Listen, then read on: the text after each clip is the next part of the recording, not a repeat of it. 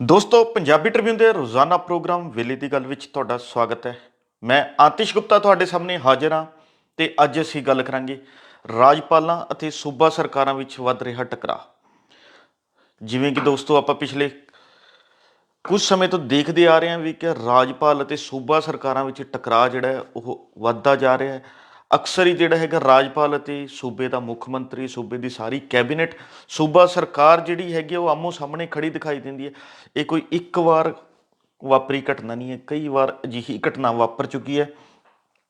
ਤੇ ਇਸ ਦਾ ਕੋਈ ਹੱਲ ਨਹੀਂ ਨਿਕਲ ਪਾ ਰਿਹਾ। ਲਗਾਤਾਰ ਇਹੋ ਜਿਹੀਆਂ ਘਟਨਾਵਾਂ ਜਿਹੜੀਆਂ ਹੈਗੀਆਂ ਦੇਸ਼ ਦੇ ਵਿੱਚ ਵੱਧਦੀਆਂ ਜਾ ਰਹੀਆਂ। ਜੇ ਗੱਲ ਕਰੀਏ ਤਾਂ ਸਭ ਤੋਂ ਲੇਟੈਸਟ ਘਟਨਾ ਜਿਹੜੀ ਹੈਗੀ ਆ ਹੁਣੀ, ਜੋ ਕਿ ਕੁਝ ਦਿਨ ਪਹਿਲਾਂ ਹੀ ਵਾਪਰ ਕੇ ਹਟੀ ਹੈ, ਤਮਿਲਨਾਡੂ ਦੇ ਵਿੱਚ ਵਾਪਰੀ ਹੈ, ਜਿੱਥੇ ਕਿ ਤਮਿਲਨਾਡੂ ਦੇ ਰਾਜਪਾਲ RN ਰਵੀ ਤੇ ਉੱਥੇ ਦੀ ਸੂਬਾ ਸਰਕਾਰ ਵਿਚਕਾਰ ਜਿਹੜਾ ਹੈਗਾ ਵਿਧਾਨ ਸਭਾ ਦੇ ਵਿੱਚ ਹੀ ਟਕਰਾਅ ਜਿਹੜਾ ਹੈਗਾ ਦੇਖਣ ਨੂੰ ਮਿਲਿਆ। ਭਾਵੇਂ ਕਿ ਇਹ ਟਕਰਾਅ ਜਿਹੜਾ ਹੈਗਾ ਵਿਧਾਨ ਸਭਾ ਸੈਸ਼ਨ ਤੋਂ ਪਹਿਲਾਂ ਹੀ ਸ਼ੁਰੂ ਹੋ ਗਿਆ ਸੀ, ਪਰ ਜਨਤਕ ਤੌਰ 'ਤੇ ਜਿਹੜਾ ਹੈਗਾ ਇਹ ਟਕਰਾਅ ਵਿਧਾਨ ਸਭਾ ਸੈਸ਼ਨ 'ਚ ਦੇਖਣ ਨੂੰ ਮਿਲਿਆ। ਜਿੱਥੇ ਕਿ ਵਿਧਾਨ ਸਭਾ ਸੈਸ਼ਨ ਸੱਦਿਆ ਜਾਂਦਾ ਹੈ, ਉੱਥੇ ਰਾਜਪਾਲ ਆਉਂਦੇ ਨੇ, ਰਾਜਪਾਲ ਆ ਕੇ ਆਪਣਾ ਭਾਸ਼ਣ ਦੇਣਾ ਸ਼ੁਰੂ ਕਰਦੇ ਨੇ। ਉਹ ਉਸ ਭਾਸ਼ਣ ਦੇ ਵਿੱਚੋਂ ਜਿਹੜਾ ਸਰਕਾਰ ਨਾਲ ਸੰਬੰਧਿਤ ਇੱਕ ਪੈਰਾ ਹੁੰਦਾ ਉਸ ਨੂੰ ਛੱਡ ਦਿੰਦੇ ਨੇ ਤੇ ਉਸ ਤੋਂ ਬਾਅਦ ਅੱਗੇ ਪੜ੍ਹਨਾ ਸ਼ੁਰੂ ਕਰ ਦਿੰਦੇ ਨੇ। ਇਸ ਤੋਂ ਬਾਅਦ ਜਿਹੜਾ ਹੈਗਾ ਇਹ ਟਕਰਾਅ ਸ਼ੁਰੂ ਹੁੰਦਾ ਤੇ ਇਸ ਟਕਰਾਅ ਦੇ ਵਿੱਚ ਜਿਹੜਾ ਹੈਗਾ ਉੱਥੇ ਦੇ ਮੁੱਖ ਮੰਤਰੀ ਤਮਿਲਨਾਡੂ ਤੇ ਹੋਰ ਕੈਬਨਿਟ ਮੰਤਰੀ ਜਿਹੜੇ ਨਾਲ ਹੀ ਇਸ ਦਾ ਵਿਰੋਧ ਕਰਦੇ ਨੇ ਤੇ ਉਹ ਮੰਗ ਕਰਦੇ ਨੇ ਵੀ ਕਿ ਇਹ ਭਾਸ਼ਣ ਪੂਰਾ ਜਿਹੜਾ ਹੈਗਾ ਰਿਕਾਰਡ ਦੇ ਵਿੱਚ ਲਿਆਂਦਾ ਜਾਵੇ। ਪਰ ਜੋ ਰਾਜਪਾਲ ਨੇ ਪੜ੍ਹਿਆ ਹੁੰਦਾ ਉਹੀ ਰਿਕਾਰਡ ਵਿੱਚ ਲਿਆਂਦਾ ਜਾਂਦਾ ਹੈ ਤੇ ਇਸ ਤੋਂ ਬਾਅਦ ਵਿਵਾਦ ਵੱਧਦਾ ਹੈ। ਵਿਵਾਦ ਇੰਨਾ ਵੱਧ ਜਾਂਦਾ ਹੈ ਕਿਉਂਕਿ ਜਿਹੜੇ ਉੱਥੇ ਮੌਜੂਦਾ ਸਰਕਾਰ ਹੈ ਤਮਿਲਨਾਡੂ ਦੀ, ਉਹ ਰਾਜਪਾਲ ਦੇ ਭਾਸ਼ਣ ਦੇ ਖਿਲਾਫ ਇੱਕ ਮਤਾ ਲਿਆਂਦੀ ਹੈ ਕਿ ਰਾਜਪਾਲ ਦਾ ਭਾਸ਼ਣ ਜਿਹੜਾ ਹੈਗਾ ਪੂਰਾ ਭਾਸ਼ਣ ਰਿਕਾਰਡ ਕੀਤਾ ਜਾਵੇ। ਪਰ ਭਾਵੇਂ ਉਹ ਮਤਾ ਤਾਂ ਜਿਹੜਾ ਹੈਗਾ ਸਰਬਸੰਮਤੀ ਨਾਲ ਪਾਸ ਹੋ ਜਾਂਦਾ, ਪਰ ਰਾਜਪਾਲ ਜਿਹੜੇ ਨੇ ਇਸ ਚੀਜ਼ ਤੋਂ ਗੁੱਸੇ ਵਿੱਚ ਆ ਕੇ ਵਿਧਾਨ ਸਭਾ ਸੈਸ਼ਨ ਦੇ ਵਿੱਚੋਂ ਹੀ ਵਾਕਆਊਟ ਕਰ ਜਾਂਦੇ ਨੇ। ਉਹ ਛੱਡ ਜਾਂਦੇ ਨੇ ਵੀ ਕਿ ਜਿਵੇਂ ਹੀ ਉੱਥੇ ਨੈਸ਼ਨਲ ਐਂਥਮ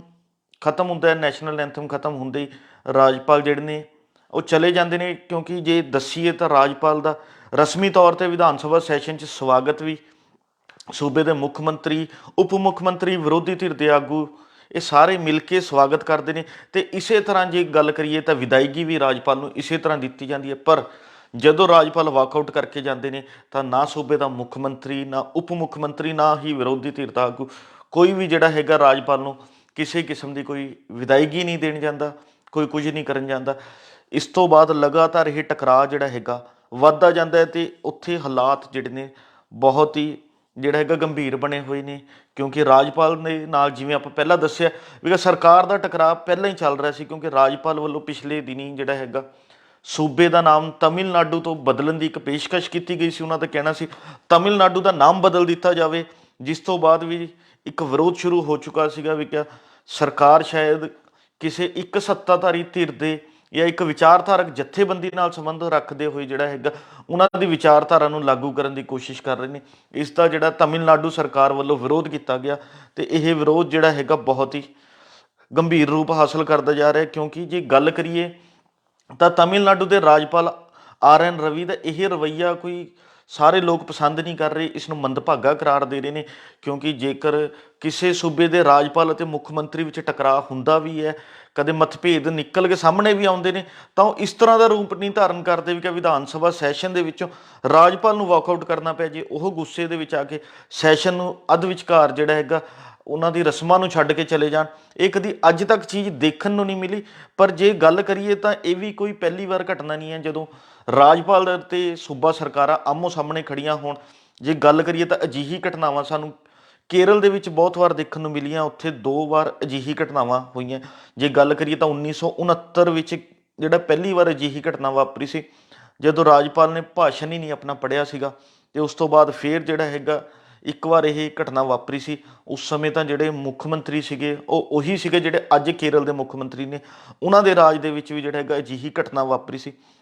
ਜਿਸ ਤੋਂ ਬਾਅਦ ਰਾਜਪਾਲ ਅਤੇ ਸੂਬਾ ਸਰਕਾਰ ਵਿੱਚ ਇੱਕ ਲੰਬਾ ਸਮਾਂ ਤਣਾਅ ਦਾ ਮਾਹੌਲ ਜਿਹੜਾ ਬਣਿਆ ਰਿਹਾ। ਦੋਸਤੋ, ਇਹ ਸਾਰੀ ਚੀਜ਼ਾਂ ਦੇ ਵਿੱਚ ਨਿਕਲ ਕੇ ਇਹ ਗੱਲ ਸਾਹਮਣੇ ਆਉਂਦੀ ਹੈ ਕਿਉਂਕਿ ਇਹ ਚਾਹੇ ਤਮਿਲਨਾਡੂ ਦੀ ਗੱਲ ਹੋਵੇ, ਚਾਹੇ ਕੇਰਲ ਦੀ ਗੱਲ ਹੋਵੇ, ਇਸ ਤੋਂ ਇਲਾਵਾ ਵੀ ਗੱਲ ਕਰੀਏ ਤਾਂ ਉਹ ਪੰਜਾਬ ਦੀ ਹੋਵੇ। ਪੰਜਾਬ ਦੇ ਵਿੱਚ ਪਿਛਲੇ ਦਿਨੀ ਪੰਜਾਬ ਦੇ ਰਾਜਪਾਲ ਸ਼੍ਰੀ ਬਨਵਾਰੀ ਲਾਲ ਪੁਰੋਹਿਤ ਅਤੇ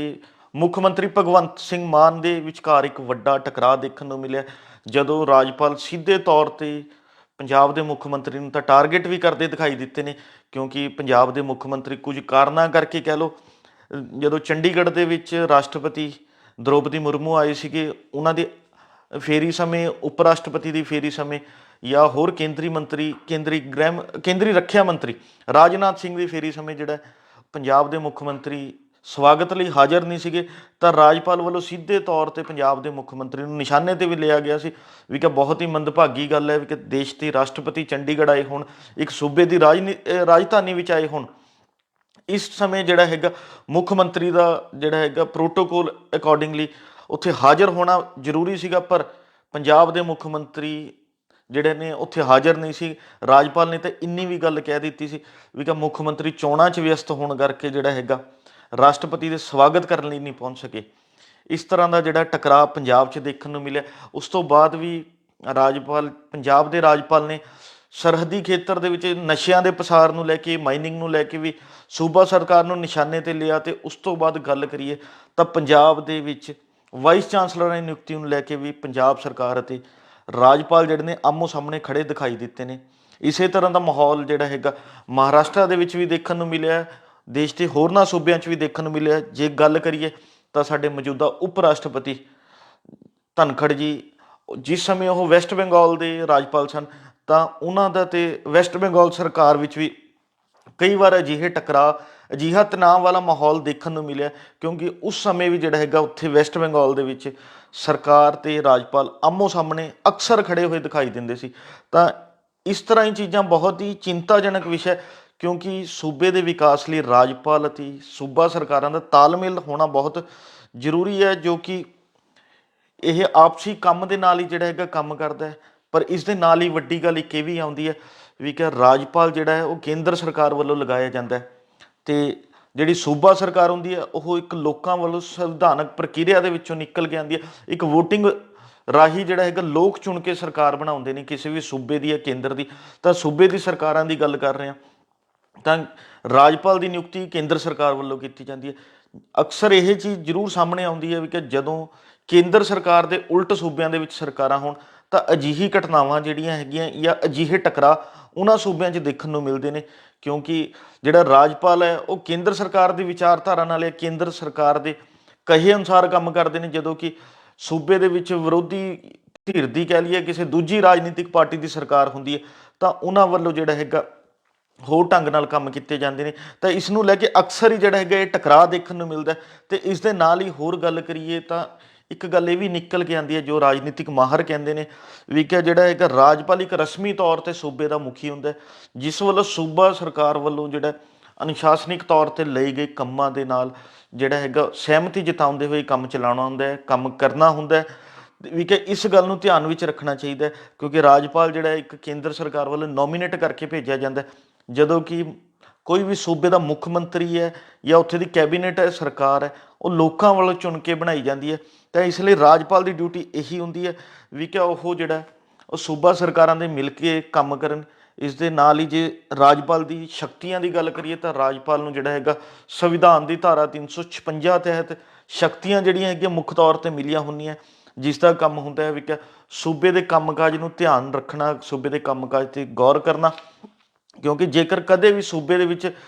ਅਜਿਹੇ ਹਾਲਾਤ ਬਣਨ ਜਦੋਂ ਸਰਕਾਰਾਂ ਸਹੀ ਕੰਮ ਨਾ ਕਰ ਰਹੀਆਂ ਹੋਣ, ਜਾਂ ਉੱਥੇ ਅਮਨ ਤੇ ਕਾਨੂੰਨ ਦੀ ਸਥਿਤੀ ਜਿਹੜੀ ਹੈਗੀ ਬਣੀ ਹੋਵੇ, ਜਾਂ ਉੱਥੇ ਸੂਬਾ ਸਰਕਾਰਾਂ ਹੋਰ ਲੋਕ ਪੱਖੀ ਜਿਹੜਾ ਕੰਮ ਨਾ ਕਰ ਰਹੀਆਂ ਹੋਣ, ਤਾਂ ਅਜਿਹੇ ਹਾਲਾਤਾਂ ਦੇ ਵਿੱਚ ਰਾਜਪਾਲ ਕੋਲ ਜਿਹੜੀ ਧਾਰਾ 356 ਤਹਿਤ ਸ਼ਕਤੀਆਂ ਹੁੰਦੀਆਂ ਵੀ ਕਿ ਉਹ ਸਰਕਾਰ ਨੂੰ ਬਰਖਾਸਤ ਕਰਨ ਦੀ ਜਿਹੜਾ ਸਿਫਾਰਿਸ਼ ਕਰ ਸਕਦਾ ਹੈ। ਇਹ ਜ਼ਰੂਰ ਸ਼ਕਤੀ ਰਾਜਪਾਲ ਕੋਲ ਹੁੰਦੀ ਹੈ, ਪਰ ਜਦੋਂ ਸੂਬਾ ਸਰਕਾਰਾਂ ਸਹੀ ਕੰਮ ਕਰ ਰਹੀਆਂ ਹੋਣ, ਲੋਕਾਂ ਦੇ ਪੱਖ 'ਚ ਕੰਮ ਕਰ ਰਹੀਆਂ ਹੋਣ, ਤਾਂ ਰਾਜਪਾਲ ਨੂੰ ਜਿਹੜਾ ਹੈਗਾ ਅਕਸਰ ਅਜਿਹੇ ਜਿਹੜਾ ਹੈਗਾ ਦਖਲ ਅੰਦਾਜ਼ੀ ਨਹੀਂ ਕਰਨੀ ਚਾਹੀਦੀ, ਜੋ ਕਿ ਕਰਦੇ ਰਹਿੰਦੇ ਨੇ। ਪਰ ਜੇ ਗੱਲ ਜਿਵੇਂ ਕਿ ਸ਼ੁਰੂਆਤ ਦੇ ਵਿੱਚ ਹੀ ਕਰੀ ਸੀ ਵੀ ਇਹ ਦਖਲ ਜਿਹੜਾ ਪਿਛਲੇ ਕੁਝ ਸਾਲਾਂ ਤੋਂ ਵੱਧਦਾ ਦਿਖਾਈ ਦੇ ਰਿਹਾ, ਜਦੋਂ ਰਾਜਪਾਲ ਸੂਬਾ ਸਰਕਾਰਾਂ ਦੇ ਕੰਮਕਾਜ 'ਚ ਦਖਲ ਦਿੰਦਾ ਹੈ, ਕਿਉਂਕਿ ਮੁੱਖ ਤੌਰ 'ਤੇ ਇਹ ਦਖਲ ਜਿਹੜਾ ਹੈਗਾ ਕਿਸੇ ਵੀ ਸੂਬੇ ਦੇ ਵਿੱਚ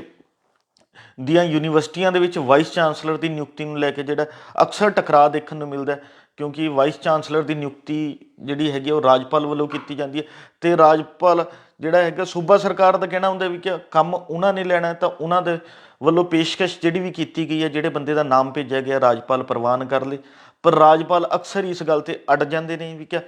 ਕਿਸੇ ਤਿੰਨ ਜਿਹੜੇ ਨੇ ਅਧਿਕਾਰੀਆਂ ਦਾ ਪੈਨਲ ਭੇਜਿਆ ਜਾਵੇ, ਉਹ ਤਿੰਨਾਂ ਦੇ ਵਿੱਚੋਂ ਕਿਸੇ ਇੱਕ ਦੀ ਚੋਣ ਕਰਨਗੇ ਵੀ ਕਿ ਕਿਸ ਨੂੰ ਉਸ ਯੂਨੀਵਰਸਿਟੀ ਦਾ